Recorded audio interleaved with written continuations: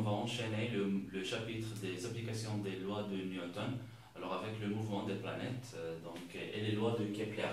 Alors, le mouvement des planètes, c'est un mouvement à trois dimensions, pas comme celui des mouvements des plans, et aussi les mouvements qu'on a déjà vu, le mouvement rectiligne, qui se font, le mouvement rectiligne suivant un seul axe, le mouvement plan suivant deux axes, c'est-à-dire à deux dimensions. Alors maintenant, le mouvement des planètes, c'est-à-dire un mouvement à trois dimensions, c'est-à-dire toutes les directions de l'espace. D'accord? Alors l'étude de ces mouvements se fait dans un repère héliocentrique. D'accord? Alors il fallait bien déterminer, il fallait bien savoir le repère. Donc le repère héliocentrique. Alors qu'est-ce que c'est que le repère héliocentrique? C'est un repère dont le centre c'est le Soleil. Donc le Soleil qui est au centre de ce repère. Et les axes sont dirigés vers trois étoiles très éloignées que l'on suppose sont fixes dans le ciel. D'accord? Donc c'est ça le mouvement. D'accord? C'est-à-dire le mouvement des planètes, il s'étudie dans le repère héliocentrique. Alors le repère héliocentrique, je répète, que son centre c'est le Soleil. Et donc les trois axes sont perpendiculaires entre eux et sont dirigés vers trois étoiles très éloignées, d'accord, dans le ciel. Et puis vous avez le mouvement de toutes les planètes qui gravitent autour du Soleil. Alors l'étude du mouvement de ces planètes, il fallait déterminer la trajectoire. Alors déterminer la trajectoire, déterminer aussi les caractéristiques des trajectoires, d'accord. Alors avec les lois de Kepler, première loi, chacun de nous sait que le mouvement, il est, d'après les lois de Kepler, d'accord, d'après les lois de Kepler, alors ces trajectoires sont elliptiques. Alors trajectoire elliptique. Par exemple, ça c'est le sens de la trajectoire, considère. Trajectoire elliptique. Ça, c'est la première condition, c'est-à-dire la première loi de Newton. Alors, première loi, pardon, de Kepler, pas de Newton. Alors, ce sont première loi de Kepler. Première loi de Kepler. C'est que la trajectoire de toutes les planètes qui gravitent autour du Soleil, ils sont elliptiques. D'accord? Donc, toutes les trajectoires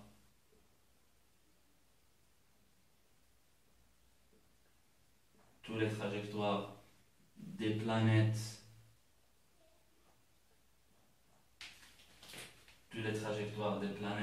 dans l'univers,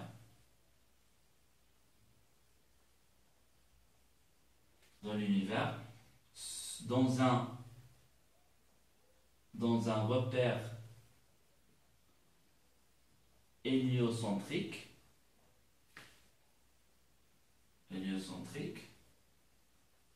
sont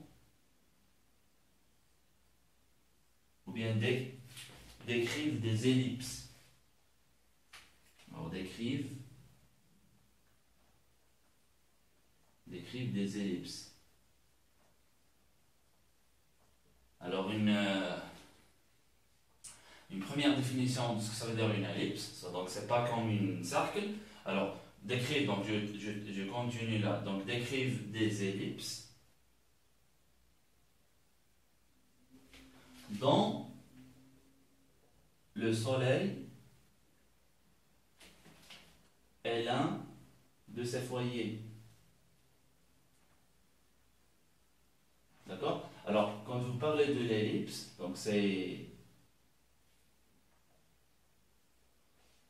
c'est un mouvement comme ça, d'accord?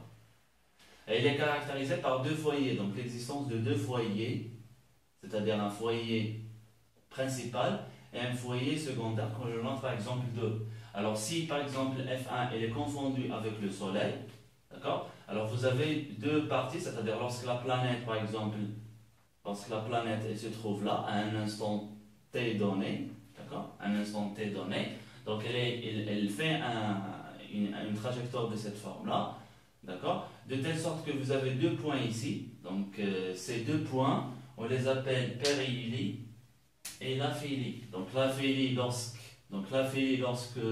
la planète elle se trouve, donc elle est plus proche du Soleil, et le périhélie lorsqu'elle est très éloignée, d'accord, du Soleil. Donc, ici, vous avez l'aphélie.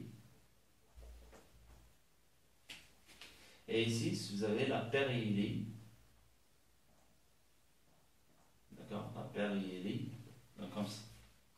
Alors, aussi, donc, caractéristique de l'ellipse, vous avez un demi-grand axe.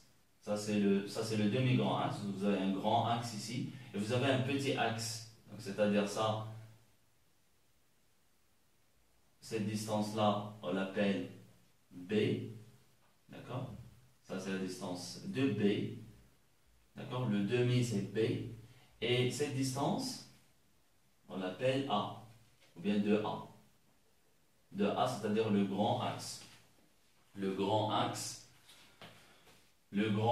et ici vous avez le petit axe, donc le demi-petit axe est ici, et le demi-petit axe est le demi-grand axe, ici, c'est-à-dire A. D'accord? Et vous avez donc aussi cette distance-là, donc on l'appelle aussi 2C.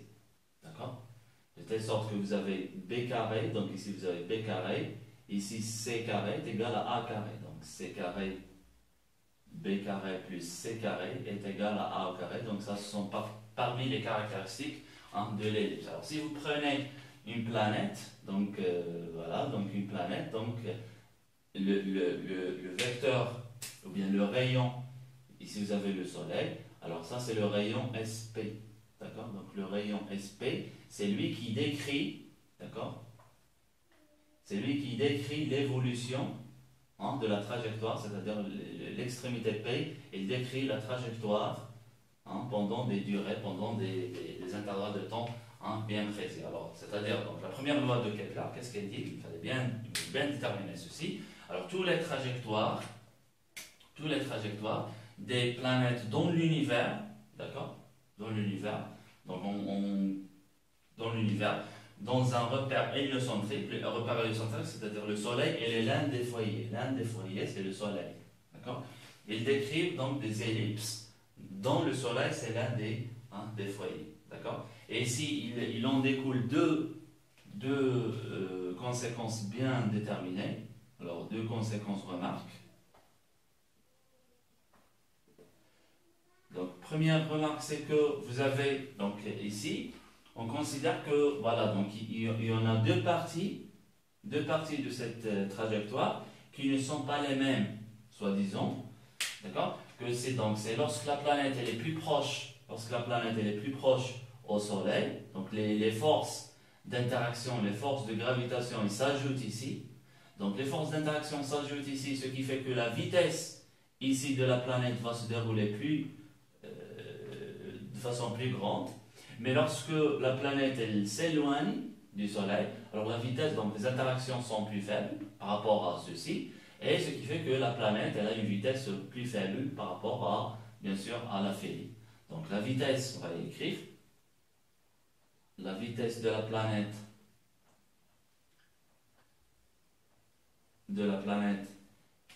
est plus grande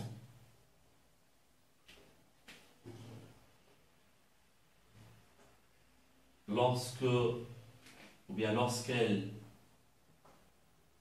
se rapproche du Soleil. D'accord? Donc ça c'est la première remarque. Deuxième remarque dans le même sens, au contraire, si vous voulez. Au contraire,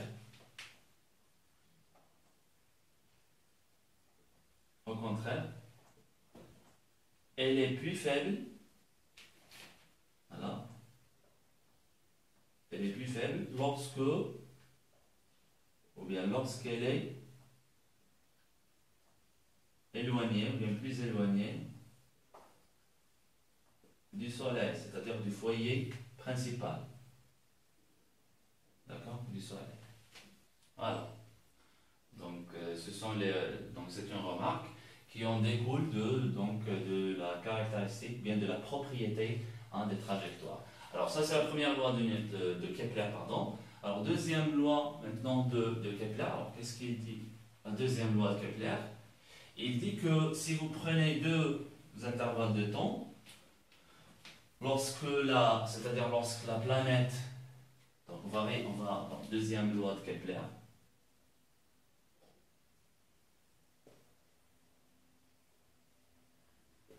Deuxième loi de Kepler. Alors, si vous avez donc l'ellipse, par exemple, de trajectoire, demi-grand axe et le demi-petit axe, c'est-à-dire lorsque vous prenez la planète, par exemple, ici, et vous avez deux intervalles de temps, c'est-à-dire un intervalle de temps, donc la planète, ou bien le rayon, si vous voulez ici, S, donc le Soleil, alors le rayon SP, pendant un intervalle de temps, si vous voulez, delta T1, elle va décrire un arc ici, donc vous avez un arc, ce qui implique que ce rayon, il va balayer un air, c'est-à-dire une surface, que l'on appelle par exemple A1. Donc une surface, d'accord? Une surface balayée dans un intervalle de temps delta T1. D'accord? Alors si ce delta T1 est le même, donc on va attendre par exemple la planète, il va faire aussi donc, un autre tour, par exemple ici, donc dans le même intervalle de temps, elle va balayer un autre R. D'accord? Par exemple, A2. Alors la deuxième loi de Kepler, qu'est-ce qu'elle dit? Il dit que lorsque vous avez le même delta T ici, c'est-à-dire lorsque le même delta T, lorsqu'on prend le même intervalle de temps, alors les deux intervalles, c'est-à-dire A1, sont égaux. D'accord? Alors c'est ça la deuxième loi de Kepler, pardon. C'est pas moi pourquoi. Voilà. Ici vous avez un autre intervalle de temps, voilà. Donc par exemple delta T, on va prendre le même, delta T1.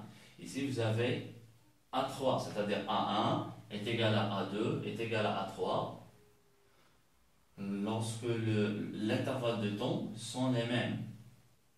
D'accord? C'est-à-dire en résumé,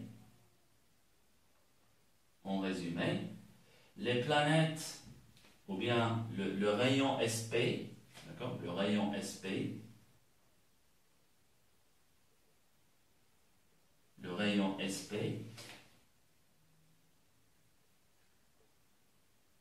balaye, c'est-à-dire il balaye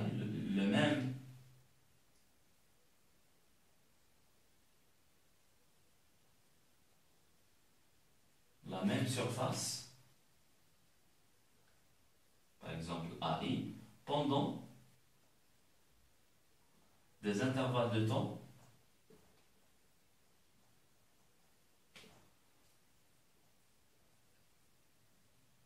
égaux. D'accord? Pendant des intervalles de temps égaux, donc ça c'est le résumé de deuxième loi de Kepler, énoncé, si vous voulez ici, vous allez énoncer. Deuxième loi de Kepler dit que le rayon SP balaye la même surface AI pendant des intervalles de temps, d'accord, égaux.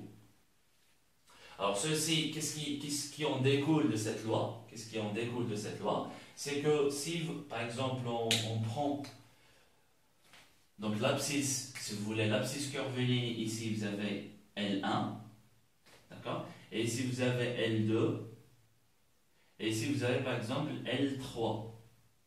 Donc on va conserver que les mêmes delta T. Alors les mêmes delta T, vous avez un rayon SP différent, c'est-à-dire SP1 ici, SP2, SP3, c'est différent. Mais, donc, impérativement, ce qui en découle, que c'est donc L1 et L2 et L3, ce sont différents aussi. C'est-à-dire, vous avez L1, elle est supérieure à L2, elle est supérieure aussi à L3. C'est-à-dire, pas les mêmes abscisses, c'est-à-dire la planète, elle ne décrit pas, c'est-à-dire elle ne marche pas de la même façon pendant des intervalles de temps égaux puisque vous avez la même surface. Alors même surface, le rayon ou bien L1, c'est quoi? C'est R, c'est-à-dire SP, fois l'angle θ. Alors automatiquement, on en déduit que l'angle, c'est pas le même. Alors du coup, parce que l'angle, c'est pas le même, alors vous avez donc une différence entre les abscisses curvilignes, donc décrites par les planètes. D'accord? Alors on va passer à la troisième loi de Kepler. Alors ce sont des lois très importantes pour l'étude des planètes dans le domaine d'astrophysique ou bien d'astronomie. D'accord? C'est-à-dire l'astronomie. Alors on tire profit beaucoup de ces lois, surtout la troisième loi de Kepler. Alors troisième loi de Kepler. Alors qu'est-ce qu'elle dit cette troisième loi de Kepler? Alors cette loi, c'est-à-dire c'est une loi qui va relier la période, c'est-à-dire lorsque vous avez la planète, elle est là, lorsqu'elle revient à un même point, à un même endroit, alors on dit que c'est une période de révolution, c'est-à-dire que la planète, elle a décrit une seule rotation autour du Soleil. Alors la troisième loi de Kepler, alors qu'est-ce qu'elle dit? Elle dit que le carré de la période de révolution de la planète autour du Soleil, elle est proportionnelle au demi-grand axe au cube de l'ellipse, c'est-à-dire t carré sur A3, et c'est une constante, si vous voulez. Ou encore t carré sur 2A à la puissance 3, c'est-à-dire est égal à une constante K', par exemple. C'est-à-dire vous avez t carré est égal à une constante K' fois 2A, le tout au cube. Alors je vous rappelle que 2A, c'est quoi? C'est le demi, c'est-à-dire le grand axe, pas le demi, mais le grand axe. Alors le A, c'est le petit axe. D'accord? Alors c'est ça la loi, donc ça a été démontré, on peut la démontrer. Alors comment on démontre ceci? On va considérer donc démonstration.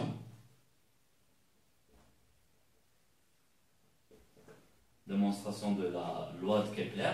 Alors on la démontre à partir de la force, c'est-à-dire à partir de la deuxième loi de Newton. On va considérer que la planète, elle n'est soumise qu'à la force de gravitation, d'accord? Qu'à la force de gravitation, c'est-à-dire F, c'est-à-dire du Soleil sur la planète, est égal à quoi? Est égal à G, je travaille en module, est égal à G fois la masse de la planète fois la masse de l'étoile, c'est-à-dire je vais noter ME, d'accord? La masse de l'étoile.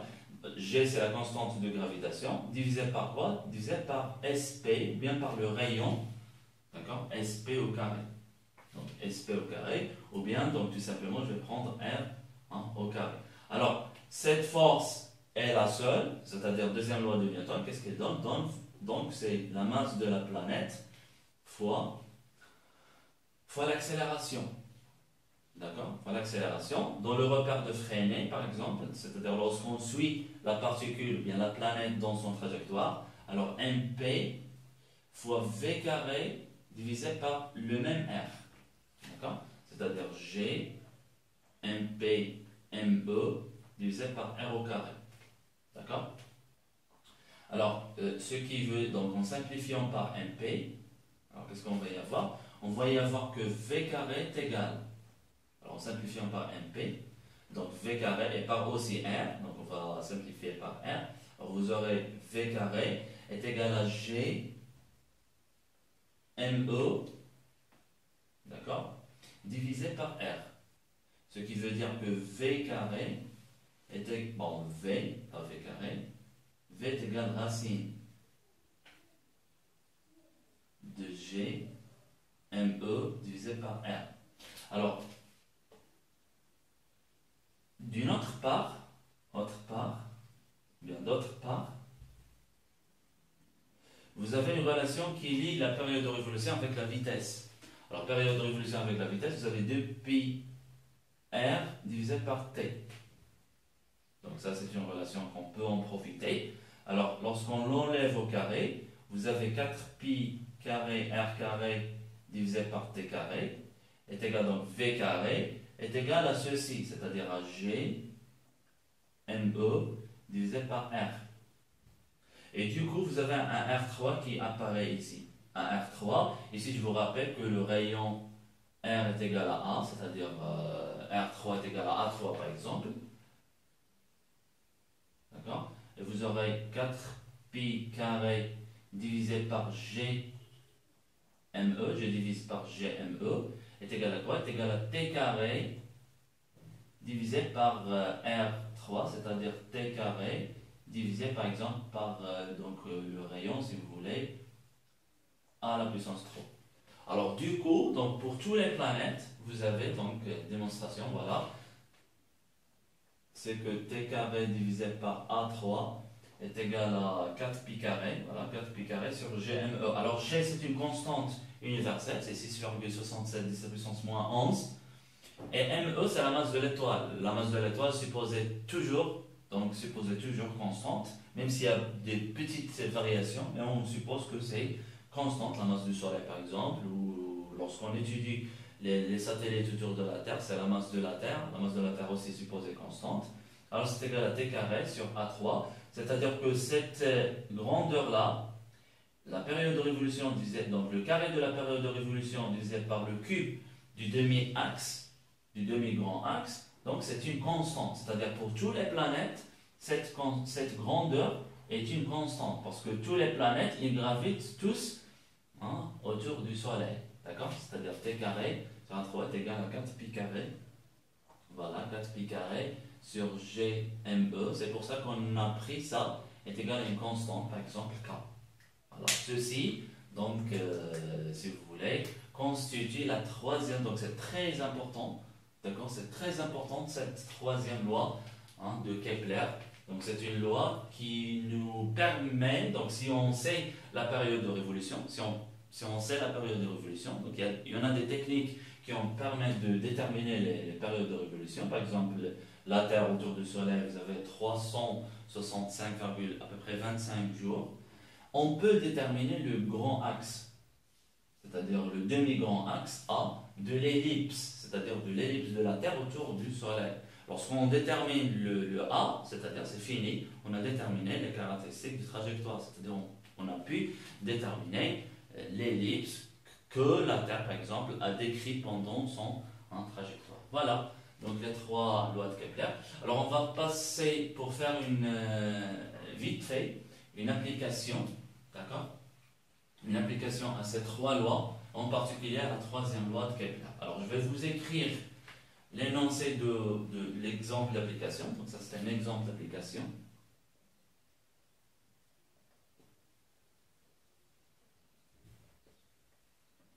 D'accord? On va prendre Vénus.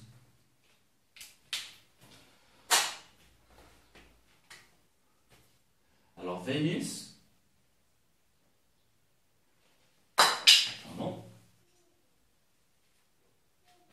c'est une planète qui a une période de révolution. Donc Vénus, une planète qui a une période de révolution, on va appeler par exemple T petit v, est égal à 0,72 unités astronomiques. D'accord? Unité astronomique. Alors je vous rappelle qu'une unité astronomique, c'est quoi? C'est la distance entre le Soleil et la Terre. D'accord? C'est la distance entre le Soleil,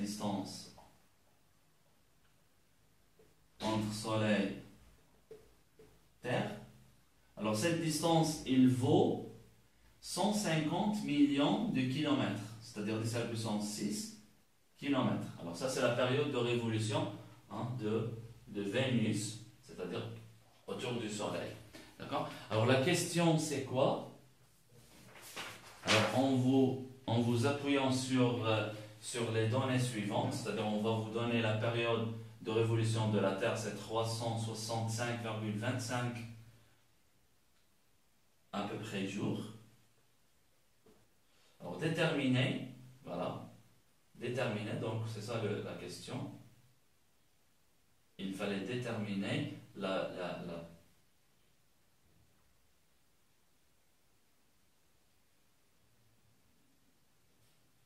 Pardon, ça c'est pas la période de révolution. Alors je vous donne ici, pas la période de révolution, mais une unité astronomique, c'est une distance, c'est-à-dire R, c'est-à-dire le rayon. Alors l'énoncé de l'exemple, il donne donc R, pas la période d'évolution, bon, le rayon, d'accord, si vous voulez, le rayon de révolution. Le rayon de révolution de la planète, d'accord, c'est RV. Alors le but c'est de déterminer, alors il fallait déterminer donc la période de révolution, c'est ça l'objectif, c'est qu'il fallait déterminer TV. Alors comment on détermine donc TV? Alors il fallait appliquer la troisième loi de Kepler. Alors qu'est-ce qu'est dit la troisième loi de Kepler? Alors vous avez deux méthodes là-dessus pour en déterminer. Ou bien vous appliquez directement, alors il fallait disposer de la masse de l'étoile et disposer aussi de G. Vous avez RV, donc RV est égal à par exemple A, d'accord? Donc ça c'est donc immédiatement, hein, vous aurez TV. Mais à partir de la loi de Kepler, de la troisième loi de Kepler aussi, c'est-à-dire que vous avez une constante, c'est-à-dire TV carré sur RV au cube, c'est une constante. Par rapport à la Terre, c'est aussi égal à T au carré sur R de la Terre, RT carré. D'accord, hein? Donc ceci nous permet d'en déterminer, donc ceci, qu'est-ce qui en découle? Découle que la période de révolution de Vénus au carré est égale à quoi? Est égale à la période de la Terre, de révolution de la Terre carré, fois RV.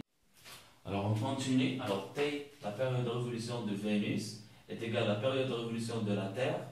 Alors racine fois RV, voilà, RV au cube, divisé par RT au cube. C'est ça la relation qui nous permet de déterminer la période de révolution de Vénus. Alors c'est-à-dire pour l'application numérique, alors puisqu'on voit ici un rapport, donc c'est inutile de travailler donc dans le système international, c'est-à-dire kilomètres. Donc, puisque vous avez une unité astronomique, avec une unité astronomique, ça se simplifie. Alors, ce qui donne, alors TV, on va conserver l'unité de la période en jours, c'est-à-dire parce que vous avez 365,25 jours. Alors, racine de 0,72 unités astronomique divisé par RT. RT c'est la période de révolution de la Terre, c'est-à-dire une unité astronomique. Alors une unité astronomique, alors le tout à la puissance 3. Alors application numérique, ce qui donne application numérique directement. Alors racine de 0,72 au cube multiplié par 365, alors ça nous donne 223, voilà, donc 14 jours, à peu près 15 jours.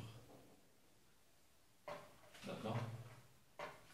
Voilà, c'est ça la période, hein, de révolution de Vénus autour du Soleil. Alors ceci mettra fin au chapitre de mouvement des planètes 3. Donc on est toujours dans les mouvements des planètes 3 lois de Kepler. Alors la prochaine vidéo, ça va porter sur le mouvement des satellites autour de la Terre, c'est-à-dire lorsque vous avez le repère, on ne va pas étudier donc dans le repère héliocentrique, mais dans le repère géocentrique, on va y déterminer donc les trajectoires, et on va considérer donc avec une approximation plus ou moins simplifiée que les planètes donc ils font une trajectoire circulaire trajectoire circulaire des satellites autour de la Terre. On va aussi déterminer donc la période de révolution et la vitesse aussi des satellites autour de la Terre. D'accord? Alors merci, à la prochaine.